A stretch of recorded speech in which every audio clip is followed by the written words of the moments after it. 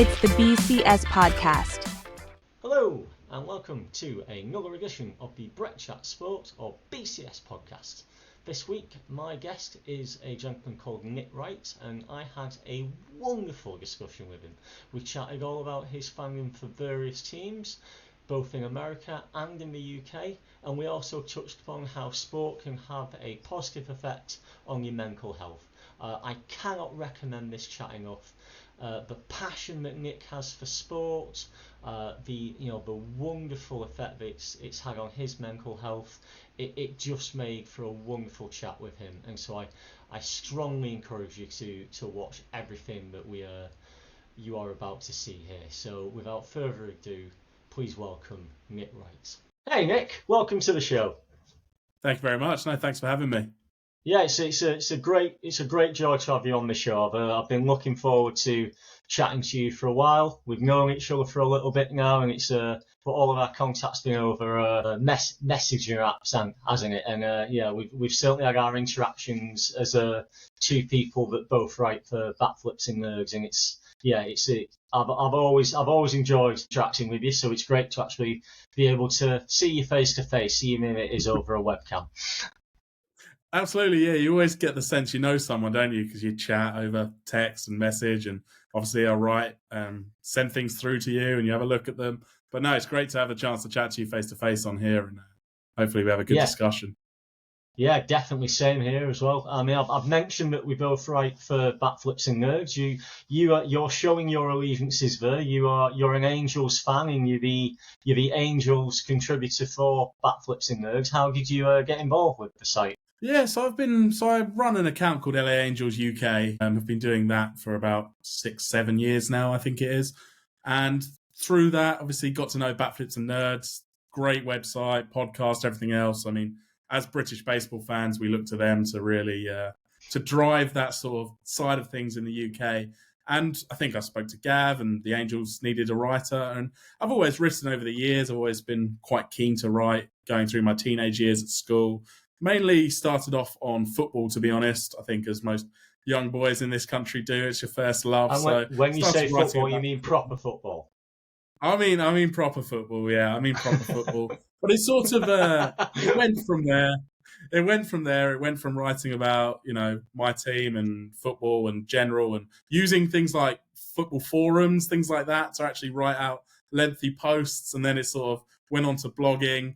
And then I started writing about American sports, American football, but also baseball, and love writing about the Angels. I seem to spend a disproportionate amount of time watching and following and reading about, and so why not add writing to it?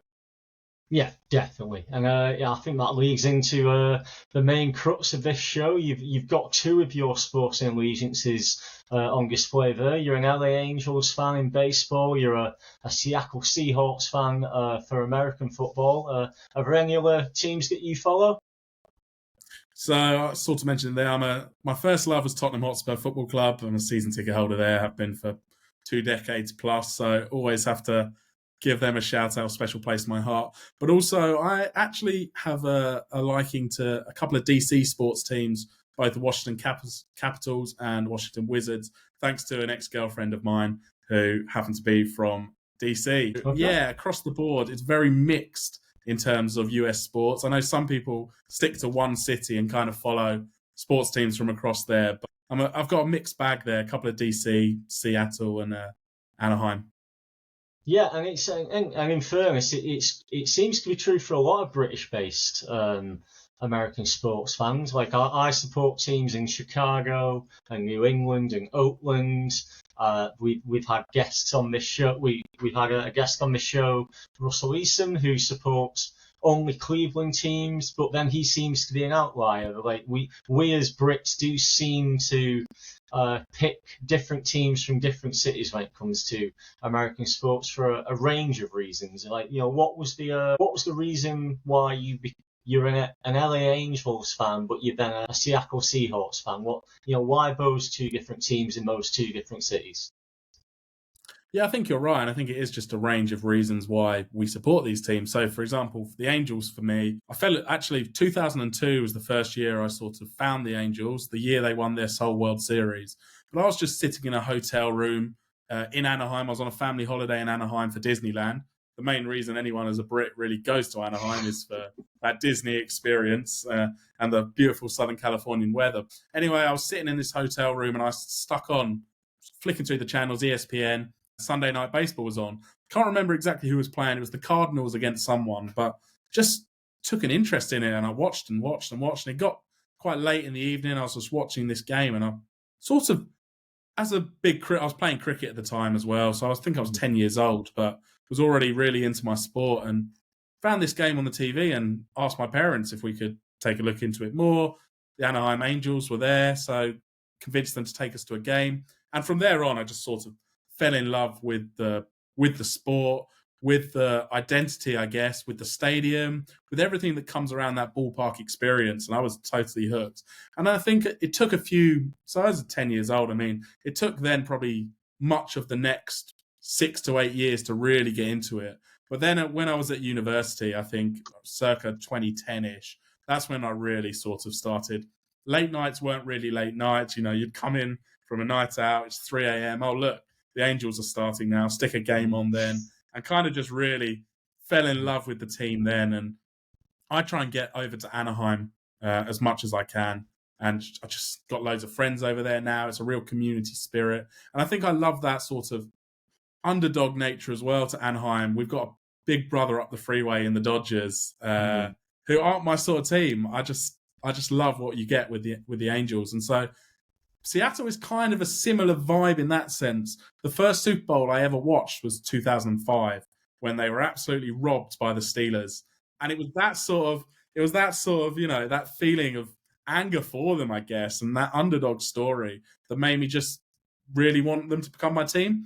I visited Seattle a few years later and in the summer, and it was a beautiful city with the lakes and the sun was shining, which is rare in Seattle, but went at the right time. And so that sort of cemented my fandom then. And then again, university through 2010 onwards, it was I probably haven't missed a game since, if I'm honest. But yeah, so similar stories, I guess, in terms of how I've fallen in love with the teams, but very different places.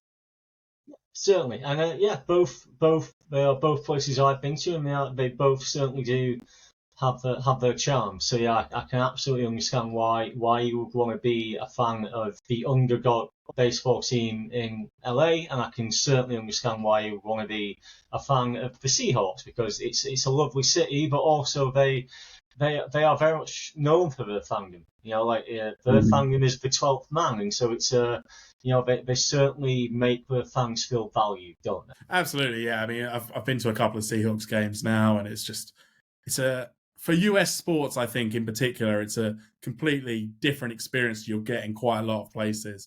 I think we have a different type of fandom in the UK as they do over in the US. I think it's just different styles of support. But I think what I've seen in Seattle is as close to the tribalism, I guess, we get over here that you possibly don't get in other places. And that definitely is a hook to sticking with them and going over and supporting. Just to come back to the A's again, you're such a fan of the A's that you actually run a podcast about not the A's, sorry, the Angels. I mean, if you supported the A's, then you really would be a very good fan. But no, that's my team. You support the Angels. Yeah, you are such a fan of the Angels that you actually run a podcast called the Halfway Around the Halo podcast. How did you get into that? How did you become a podcast host? Yeah, that was once the account was set up and all this, basically as baseball sort of developed in the UK post 2017-18 and then up to the London series. I had this account going and I was interacting with people, both in the UK but largely in the US. And I think it was just, for me, it was natural progression. This was the first time in my time supporting the Angels I'd really had somewhere where I could express my views and chat to people that knew what they were talking about and they were living and breathing the same things I were. I think social media gets a bad rap and we'll all talk about the negatives of it. But the positives of that were the ability to connect with these people. And for me, the next step was to be able to have that platform where I could share my views from quite frankly, a very different perspective to a local fan. you know as well as I do, I mean, our home games are 2:30, 3 a.m. starts in the morning. It's not an easy thing to follow. And so when I'm sort of blurry-eyed and haven't had much sleep and going to bed and talking about what I've seen, it's probably slightly different to when you're fresh. And so I just sort of, found another UK-based Angels fan I'd been chatting to, asked him if he fancied doing a podcast, and we went from there. And it actually went from strength to strength. I mean, I actually credit it with the great relationship I have with the Angels themselves behind the scenes. They're always very accommodating of me when I go. And actually, I've got a shout out to Joe Madden, who came on my podcast a few years ago, and it really sort of kick-started it. Joe had seen what we were doing. He'd seen that there was this UK fan base and a global fan base for the Angels. He loves baseball. He wants to see baseball grow. And at that point, he got the Angels PR team to get in contact with me and wanted to come on the show. And so can't complain with that. I got to talk to this legendary manager of the Angels at the time on his way to spring training, actually. And it just went from there. But yeah, it's been a pleasure doing the podcast at times, although it's been quite intermittent generally just because the state of the franchise, which I'm sure we're going to get onto, has made things quite challenging to remain upbeat and want to talk about them. Yes, I as a fan of the Oakland Athletics, I can certainly empathise with struggling to remain upbeat about how your baseball team is doing at times. That being said, the A's are doing better this season than I thought they would do, so it's not been as disheartening to watch them this season. But yeah, a pleasant surprise, I shall say. But I can certainly empathise with where you're coming from on that, particularly given the time difference as well. When you do get, it's very rare that we get to watch a West Coast team playing a home game at a sociable hour, and so when you do get that chance and it's they aren't performing well, it's not an easy watch, is it? So yes, but I certainly know where you're coming from. It. Yeah, we live for those Sunday day games, and even then, I mean, they're finishing post midnight quite often. But yeah, it's been, as you said, this year we actually have a disproportionate number of day games in April. We were on the East Coast quite a lot and just happen to have quite a lot of accessible baseball for a change. But to be quite honest, I wish we hadn't. It has been painful viewing. Yeah, that's. I think that's. Let's. Well, firstly, let's say where can people who are interested find the Halfway Around the Halo podcast? Yes, you can find it on all your favourite podcast platforms. We are on Spotify, Apple Podcasts, Google Podcasts, the usual sort of avenues to find it. So please do go check it out if you're listening to this. And we'll post up all the links on the LA Angels UK Instagram and Twitter page or X page. But also we have started a YouTube channel this year as well, which most of the episodes we've done this year are all uploaded on there as well. So if you fancy viewing instead of listening, then you can go check it out there. Yeah, and I will post a link to your Linktree account with all of those accounts on in the description of this episode as well, if anyone is interested in checking out the podcast, which I harshly recommend you do, because it's Nick and his co-host. They have a good relationship. It's a fun listen, even if the Angels aren't necessarily always a fun team to watch at the time. Yeah, I mean, they're not necessarily fun to watch, but they certainly keep things interesting. They're probably fun for others, I would say. And it's we're in the same division, the A's and the Angels. So you're helping to make the A's look not as bad as they could do. Although again, we are pleasantly doing not as badly. I say, as someone who is a fan of a team who has just been swept by the Astros. And let's be honest, the Astros aren't necessarily doing very well this season either. But so that was slightly chastening, shall I say, no matter how good the Astros players are. We actually have our first games against both Texas and Houston this week. It's crazy how we're now mid-May and we haven't faced either of them yet, but they're finally coming around. The divisional games for us have just been pushed back and back. Yeah, and how are you finding the season thus far as an Angels fan? It's your first season without Otani, and that's obviously a big loss. And Mike Trout is still there, and he's still Mike Trout. So how are you finding it? Quite honestly, Brett, it is absolutely horrendous. This is probably the lowest I've felt about this team in a long time, and it's been 10 years now, including this year, without a playoff appearance. 2014 was the last time we got swept in 3 games. This team has had one winning season in that time. It is honestly pathetic where the franchise has gone now. There is no aspect of it that can give you much hope. And I'm going to be quite downbeat because I've tried not to be. I've tried to look for the positives, but we're at that point this season where everything feels quite lost. The ownership doesn't care. And you know very well, I don't want to speak too much on ownership because you have far too many problems of your own to care about ours. I think as bad as your ownership is, I think ours is coming in pretty close to second worst now. There's no direction at all for the franchise. We should have been committing to a rebuild at this point, but we haven't. We've spent 30, 40 million in the off-season, all on a bullpen. The bullpen is terrible.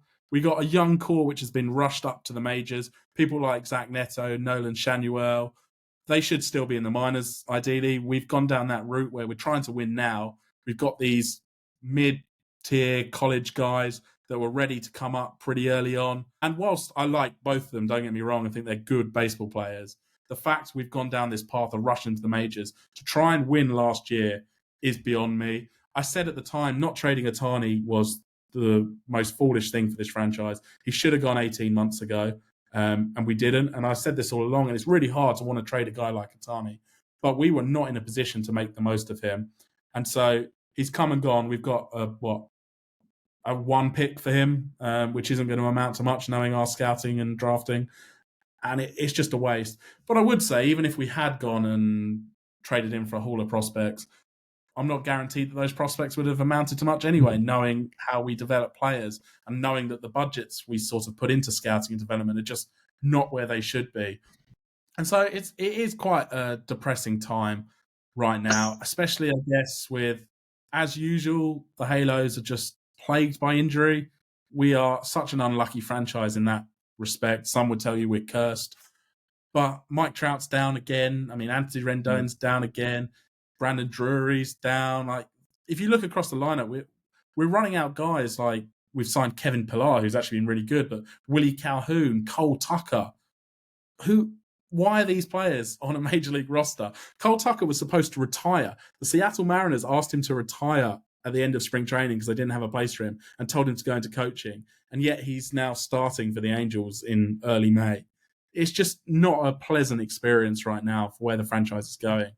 And I don't honestly see a way out of it without a full teardown and new ownership and actually committing to a rebuild. And they just don't want to do it, and they don't care to do it. As long as fans are still turning up, and for whatever credit or not credit you give to this, Angels fans turn up. They'll still go to the stadium. They still buy into the promotions. They'll still turn up and support the team, which is great. It's a loyal fan base, but I don't think it's helping in our current plight because the status quo just continues and continues. And it is, it's sad for me to have to talk about this because you've listened to Halfway Around the Halo. Generally, we're quite a positive podcast. We look for the best. We try to find those good examples and think positively, but it is tough. And I think the key was the deadline last year when they went all in and tried to get to the playoffs because it was Otani's last year and for Trout. And I respected them at the time. I understood it, but you trade away your top 2 prospects for 2 guys that are no longer there. I think Giolito had an ERA over 6 or something and made about 10 starts and left. And Lopez is now doing really, really well with the Braves, as players tend to do when they leave the Angels. But yeah, I'll leave it there, Brett. But yeah, it's not a good time to be an Angels fan. As much as it's not a good time to be an Angels fan, do you see the light at the end of the tunnel? Do you see, do you look at certain players and go, yes, he will develop and he will become good, or do you see that light at the end of the tunnel? Quite simply, no. And I think that's the most depressing thing. I could handle the losing. I mean, we've been losing for 10 years. I could handle losing this season if I thought losing this season was going to bring better things in 3 years' time. I could. I really don't mind a rebuild at this point. We haven't done one under this ownership. It's always been a case of sticking plasters, throw a bit of money here, a bit of money there, and just try and cobble together some sort of productive Major League team. And it hasn't worked. It's not working. So if I could see that light at the end of the tunnel and I thought they were going down the right path, then I'd be happy. But they're not. And I said, the guys we've got up there are the new young core. We do have a young core. They're players I like. They're not superstars. They're not guys that are going to make a difference down the line. The pitching staff, for example, someone like Reed Detmers, really like Reed Detmers. And he started this season really, really well. And yet he's regressed again. He's now given up multiple runs in games back to back. And he's not developing the way he should do. The young guys are not high-level young guys. The minor leagues are absolutely barren. There is so little talent across the system right now. When you get a ranking out, if the Angels aren't bottom, I'll be absolutely shocked. I think all of our minor league teams have losing records this season. You even look at the few talented guys, and there are a couple of talented guys down there, but even they're not really pulling up any trees. So I'm painting a very negative picture, but honestly, it's really hard to look beyond that negative picture and find a positive right now. Sure. And what I will say, Nick, is as much as you may be painting a negative picture currently, the passion that you have for the Angels is very clearly there. You know, the love that you have for the team and, you know, how much you care is evident.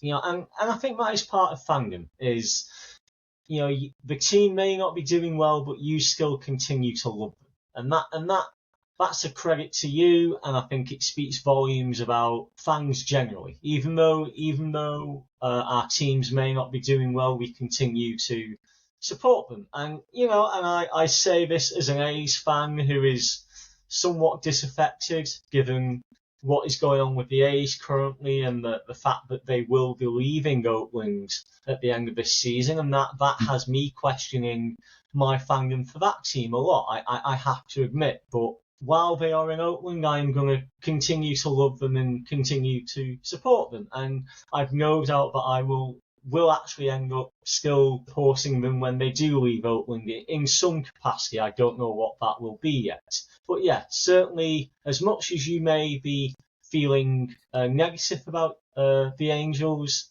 the passion is clearly there. And I think we should absolutely recognise that and commend you for it, because it's part of being a fan, and it's credit to you that love remains even if you are not feeling very positive about the team itself currently. Absolutely, and I think I sort of touched on that in the opening in terms of, I mean, I do. I love this. I love the team. I love the place. I've got so many friends there now.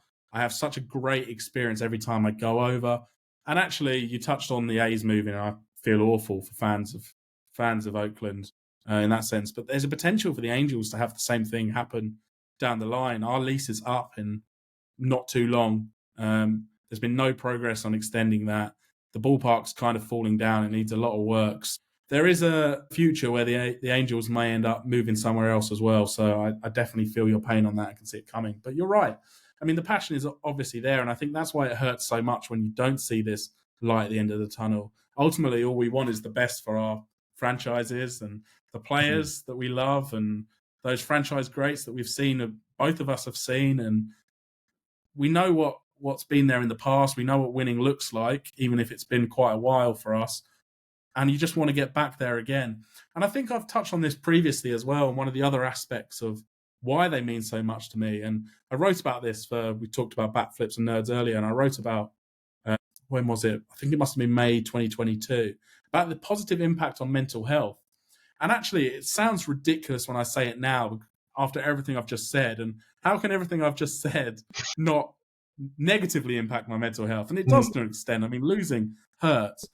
But I think sport, generally, I'm always a proponent of this. Sport is bigger than just that winning and losing on the field. Sport means so much to so many people and different things. And to me, it's all about community. And it was feeling at home, and it was feeling safe, and it was just being able to immerse yourself in this different sporting culture and just for what I do with the account as well. I think it really gives me that sort of purpose in terms of following them from 6,000 miles away, just being able to interact in that sense. And so, yeah, I wrote about it. I've had some struggles with my mental health over the years, and particularly panic attacks and anxiety attacks. And I've had an experience even previously when I went to an Angels game and was over there in California by myself in 2019 and was having a panic attack when I was driving, had to pull over to the side of the road. Just, you can imagine, scary stuff. Yes. I went back over there a few years later and just completely fell at home. I've been having a fairly tough time, but just nothing. I was there for, say, 10 days, just felt great. Really great experience, and can't thank, I guess, the people enough there as well. They've just embraced me and embraced British fandom and global fandom of their team. They love it. And I think that's a credit to, I think it's across the board. It's a credit to the large majority of American fans of the teams we love. They are so supportive and appreciative of the fact that we follow their favourite city and their favourite team from so far away. And yeah, baseball means a lot to me in that sense. And actually, baseball in this country as well, you talked about, obviously, we've met and we message. And I've got so many friends in this country now within the UK baseball community. And that's with my other hat on. I co-run MLB UK community, and we put on watch parties monthly in London, and hopefully trying to expand that across the UK as well. But through that, come to Manchester. We try. We want to do one in Manchester. We'd love to. But through that, just so many good friends now have been made, and so many people I can really rely on. And I think that's just a credit to the sport. Yeah, and I agree with you completely. Like, it's one of the things I was going to ask you. You mentioned that you were having panic attacks in 2019, and obviously that was before the pandemic. The pandemic and its effects, did seem to have a very detrimental effect on a lot of people's mental health. I know mine certainly suffered a little bit because of all the things that were required of us during the pandemic in terms of staying at home and not seeing people. What effect did sport have on you during that time in your mental health? To give you an example that relates to me, I know I certainly got into basketball again during the pandemic. I've been a fan of basketball since I was a child, but how the pandemic stopped everything, it gave me the time to go and watch basketball, classic basketball games and basketball games that have been played in the NBA that season. And I rediscovered my love of basketball, for example, because of the pandemic, and that has endured since. And the same was true for baseball as well. For you, how did sport impact your mental health during the pandemic? Did it? I'm going to assume it helped. Yeah, definitely. I mean, having that as an avenue to focus on when we did get games back was great. I think actually not having it as well just made you appreciate just how big a part of your life it is, and how big a positive impact it has on life. I think that was it for me when we had a complete lockdown across the board. Without it, it is tough. I spend a vast chunk of my life watching sports or playing sports in various forms. So when you lose that completely, it is tough. And I think it gave you a newfound appreciation for what we have in it and why it's so important to us. Yes, definitely. And how are you doing currently? How's your mental health been recently? Are you doing well, I hope? Yeah, it's good. I mean, I think as with anyone's mental health, it's up and down at times, but generally have been on a pretty good spell in 2024. Been very busy, which I think helps. Had some moments, had a few semi-anxiety attacks in social situations, but largely I'm very good at hiding them, which is probably not the best way to be, but I'm fairly good at remaining high-functioning even when I've got that going on and trying to push it to one side. I think it's a case of learning how your body reacts, learning what your triggers are, what your symptoms are, and dealing with it as and when they come around. Yeah, ultimately I'm in a pretty good place right now, and just, okay. Yeah, well, I'm very glad to hear that, and I'll said this to you off. I'll say it to you publicly as well. I don't think we speak enough about mental health, certainly in this country, and certainly as men in this country. So I really appreciate the fact that you were willing to open up about that and speak about that publicly. If it helps other people who may be listening to this with their mental health, then I sincerely hope that it does. So thank you very much for sharing that, Nick. I really do appreciate it. To move on from the Angels, you're also showing your allegiance to the Seattle Seahawks there. Like, anyone who watches this podcast will know that I did an NFL draft reaction special a couple of weeks ago, and it was Nick was meant to be joining me on that and giving his take on the Seahawks, but sadly we weren't able to marry up timetables, which was, I think, the episode was as good as the episode was. It would have been even better if we'd been able to feature Nick as well. So yes, I'm very glad that we're talking now. So let's get into it in terms of the Seahawks. We're now days, weeks away from the official start of training camp. But we've already, we already have the pre-season meetings and optional training sessions happening. So what is your outlook for the Seahawks ahead of the 2024 season? Yeah, it's such a weird time, I guess, to be a Seahawks fan. So for the last decade plus, we're so used to coming into training camp and knowing how the team is going to be run, what we're going to see on the field. With Pete Carroll's leadership style, you know what you're getting to a certain degree. So we're coming into a year with some unknowns for the first time in a long time. And that is both exciting and also a little bit scary. We have been perennial playoff team, at least under Carroll. We had a spell where we should have really been a dynasty. It should have been 2 Super Bowls and then see where it goes from there. And I don't want to rehash that horror moment against the Patriots too much. Don't give me an excuse to quote Nick. Yeah, I'll never forget it. But Anyway, but I think going into this year, there's definitely some excitement. Mike McDonald coming across from Baltimore, young, exciting defensive mind. I think really young for a head coach. It's about time. The Seahawks, in my view, needed change a couple of years ago. Even when we were making the playoffs, it was always going to be a first-round defeat. Pete couldn't find that magic formula to get back to a Super Bowl. The rosters just weren't there, and we were paying too much money in the wrong positions. I won't bore you with this, but I'm excited to see where the team goes. And I think there's a lot of holes still. Quarterback being the big one. It's Geno Smith coming in again this year. He is going to be the favourite to get the job to start the season. Geno's been great. I mean, don't get me wrong. I think Geno's been a lot better than people expected. But whether he's a quarterback that can lead you a Super Bowl, I don't think so. We traded for Sam Howell, who, by all accounts, the Seahawks coaching staff are very excited for, and they seem to like him in the draft when he did come out. And all the tools are there. There's raw potential. And he was behind such a horrendous Washington line that it's hard to really judge him, the amount of times he was sacked. But there's some promise there. But I think ultimately, this year is not going to be... we're still in a transition, a new coaching staff. I don't think we have the quarterback of the future there. I liked what we did in the draft to an extent. I think our first-round pick, Byron Murphy, was an excellent value at 16. Unfortunately, we traded away our second-round pick to Leonard Williams the year before to the Giants, who we did re-sign, so that's great.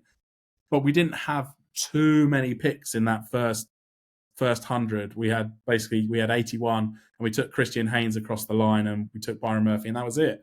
And then we didn't have another pick until 118. Tough to get in the level of talent or high-end talent that you want when you don't have draft picks that high. And the year before we brought in Devin Witherspoon and really started the rebuild, and actually probably were more successful last year than we might have been otherwise. So I'm interested to see how it goes, but it's going to be a complete culture shock to these players not having Pete's style of leadership, I think. And I don't know if you followed in the off-season, there were lots of reports and to be honest, some unhelpful discourse around some of the changes that McDonald had made, taking down some of the pictures of Seahawks greats of the past, removing the basketball hoop from the team room, that kind of stuff, just making his own stamp on things. And I don't think the way that it was reacted to by guys like Richard Sherman, for example, were really helpful to the team moving forward. Well, yes, I have to be honest and say that I hadn't seen all that. I've not been. It's not something that I've been following. Is what's been going on with the Seahawks, but I can certainly understand why that would be.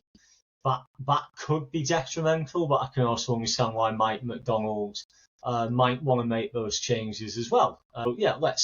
Let's see how things go. Would be my take as a non-Seahawks fan. One thing I will ask you about the Seahawks fan, and as a Seahawks fan, and I'll hold my hands up here that I will always have a soft spot for Pete Carroll. He was my first Patriots coach when I got into the NFL. How do you see that working now? Because Pete is no longer the head coach, but he still has an advisory capacity with the Seahawks. How do you think that will go? I love Pete Carroll too. I'll put it out there. I mean, Pete was incredible. I mean, he's the greatest head coach in franchise history and will go down as a complete legend of the team. I don't think that advisory role is real, if I'm totally honest. Okay. I think that was a bit of saving face just so that he wasn't totally pushed out the door. And it was more respect to him, I think, for everything he's done for the franchise. I don't believe that he'll be allowed to have too much of a say. I don't think the relationship with John Schneider is as good as it was probably made to believe in the press. I think John is very happy to finally be running the show because we had a weird relationship at the Seahawks where whilst we had John Schneider as general manager, Pete Carroll had ultimate say on personnel decisions. Pete Carroll was above him, and drafting everything else. And I don't think that Pete used those powers too often. But either way, I think there was a strange power dynamic. And this has finally become John's team. As long as he's been here, he finally gets this opportunity to run. He's got his own head coach, who's also a first-time head coach. I don't believe they're going to want input from Pete. And quite honestly, the team needs this fresh start. Pete's defenses, he's supposed to be famous for defense and what he's done with cornerback. Our defense has been dreadful for years now. He's not been able to replicate those Legion of Boom years. And we need that fresh. The scheme was boring. The scheme was simple. The scheme stopped working when you don't have the right personnel for it. And we didn't. So I'm excited to see something fresh. Quite honestly, it could go wrong. We could be saying, well, you are going to get people going, look, why have you got rid of Pete Carroll? Pete would have guaranteed you 9 or 10 wins and you'd be potentially in a wild card or 7th seed or whatever. But that's not the point, I think. It's similar to what I said about the Angels. I think I'm happy to win 5 games this year if the long-term vision is right. And I don't think that we should be judged this year on anything. I think McDonald needs a few years to ingrain his own style into the team and let us have a chance to rebuild it. Because again, we are in the middle of a rebuild. And I think Pete started it. But now this is the time with a new head coach and a general manager to actually stamp their authority and their mark on this franchise. So, yeah, even if things don't go so well this year, I'm not going to be too... Well, I say that now. Obviously, when we lose a few games to start the year, I'll be furious. But no, in reality, I think they need time, and I think we have to let them have it. Yeah, okay. Yeah, I think that's a very healthy attitude to have, Nick. And before we move on, I will say one thing as a non-Seahawks fan.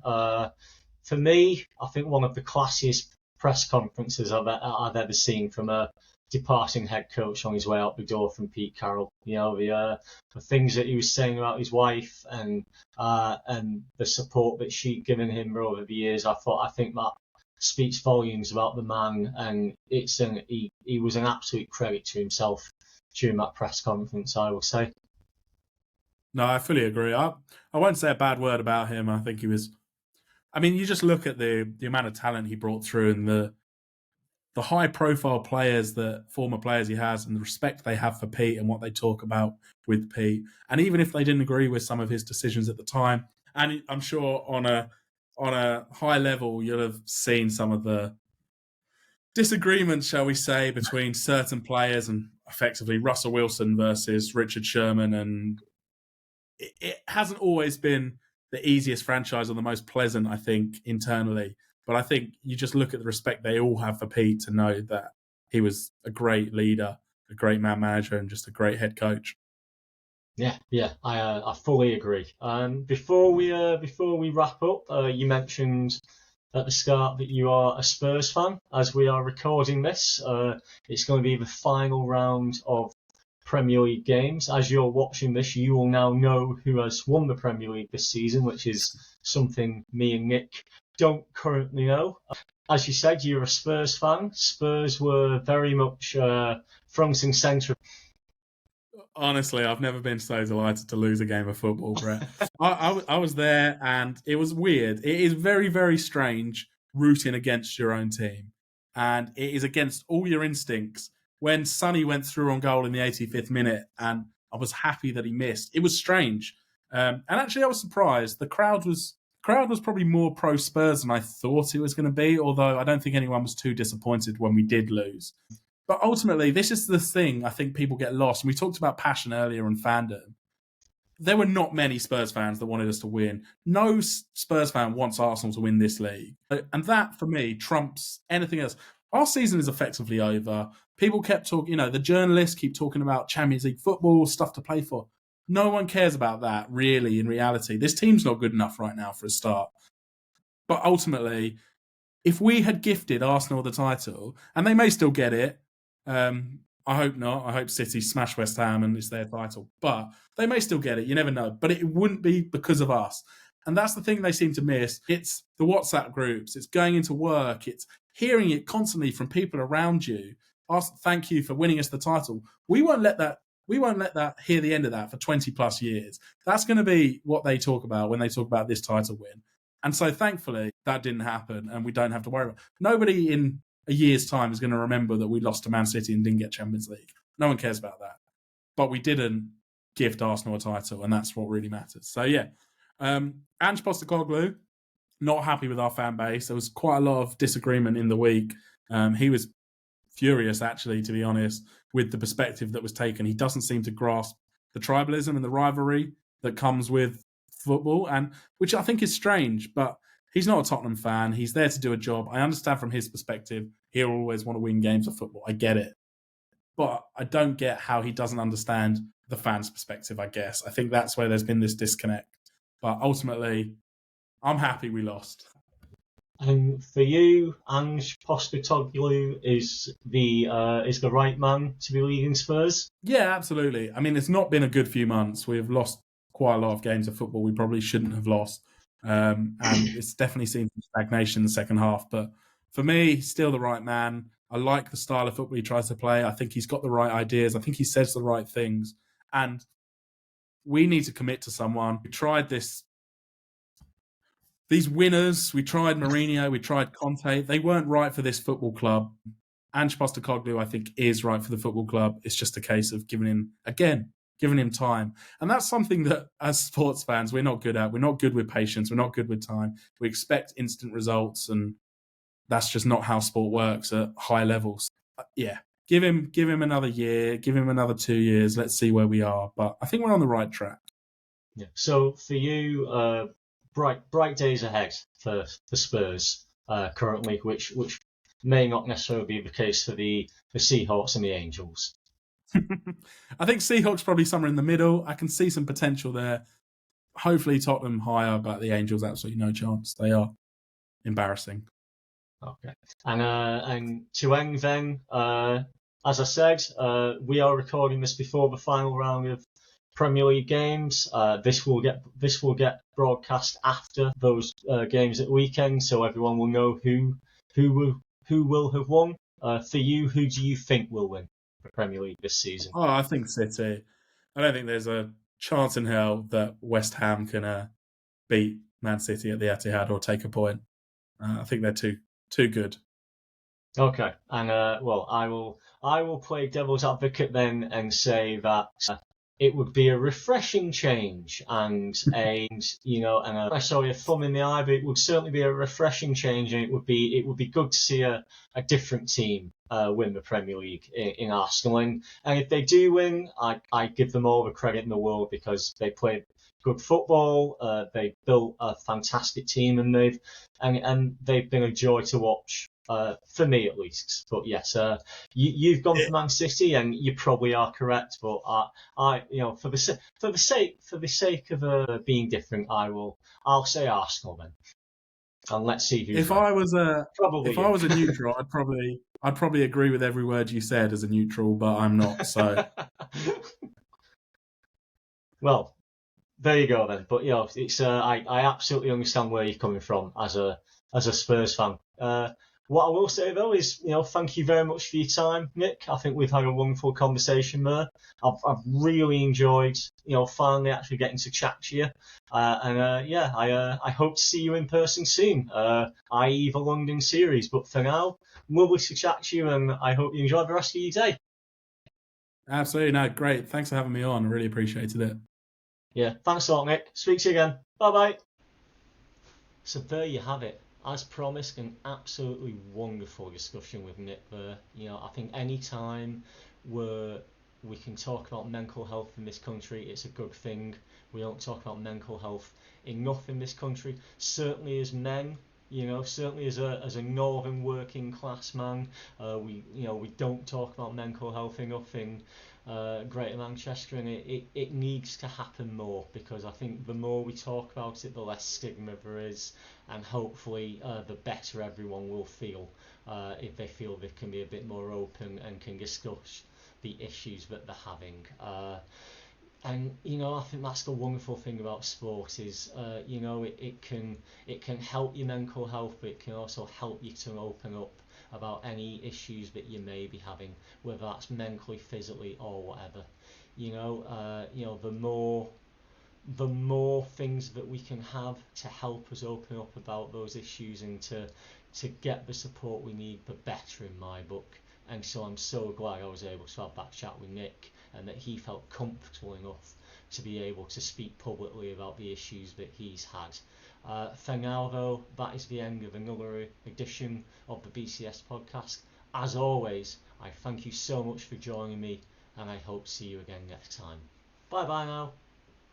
The BCS podcast is written, produced, edited and hosted by me, Brett Walker. Thank you to Music Unlimited and Pixabay for the use of the music and sound effects. This week's guest was Nick Wright.